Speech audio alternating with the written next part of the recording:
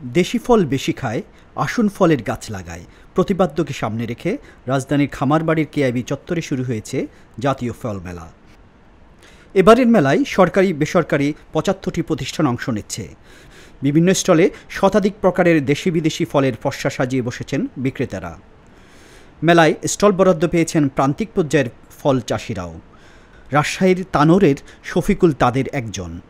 আমরা গ্যাপ অনুসরণ করে আমগুলো তৈরি করছি। আমরা রপ্তানি করি আমরুপালি, কাটিমন, বাড়িফোর, এগুলো আমাদের রপ্তানিযোগ্য আম। এবার আশা করছি আমরা অনেক আম রপ্তানি করব। কৃষি সম্প্রসারণ অধিদপ্তর আমরাকে সহযোগিতা করছে। মেলায় বাজারের চেয়ে সাশ্রয়ী দামে মিলছে আমসহ বিভিন্ন ফল।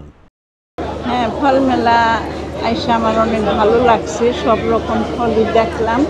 অন্য কাজের জন্য আসছি, তবুও বলি যে একটু ঘুরনা দিয়ে আসি, তাই আসলাম, দেখলাম, ভালোই লাগে।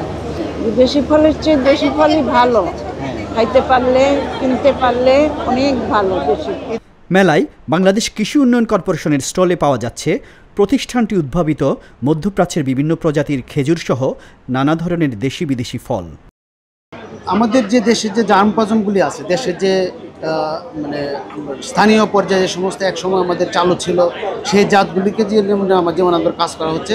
পাশাপাশি আপনারা জানেন যে এখন বিদেশ থেকে বিভিন্ন ধরনের ফলের চারা আমদানি করা হচ্ছে হাই ভ্যালু ক্রপস হিসেবে, যেটা আমাদের বৈদেশিক ফলের যে বৈদেশিক মুদ্রার যে একটা অপচয় হচ্ছে সেটা থেকে দেশকে রক্ষা করার জন্য সেগুলিতে কাজ করা হচ্ছে। খেজুরের আমাদের আজোয়া খেজুরের চারা উৎপাদনের জন্য মানে সম্প্রতি আমাদের যে টিস্যু কালচার ল্যাব এটা এই কাজটা মানে সফলভাবে সম্পন্ন করতে পেরেছে। এছাড়াও কোকোয়া আছে, বিভিন্ন ধরনের হাই ভ্যালু ক্রপ আছে যে কোকোয়া সহ বিভিন্ন, সেগুলো আমরা চেষ্টা করছি যে দেশীয় যে ফলগুলি আছে সেগুলিকে সংরক্ষণ করে বিদেশি যে জাতগুলি আছে সেই জাতগুলিও যাতে আমাদের দেশে দেশীয়ভাবে উৎপাদন করে দেশীয় আবহাওয়ার সাথে উপযোগী করে সেটা ছড়িয়ে দেওয়া যায়। প্রথম দিনেই জমে উঠেছে ফল মেলা। ক্রেতা দর্শনার্থীদের ভিড় ছিল চোখে পড়ার মতো। ৩ দিনব্যাপী এবারের মেলা চলবে আগামী ২১ জুন শনিবার পর্যন্ত। প্রতিদিন সকাল ১০টা থেকে রাত ৮টা পর্যন্ত মেলা সর্বসাধারণের জন্য উন্মুক্ত থাকবে।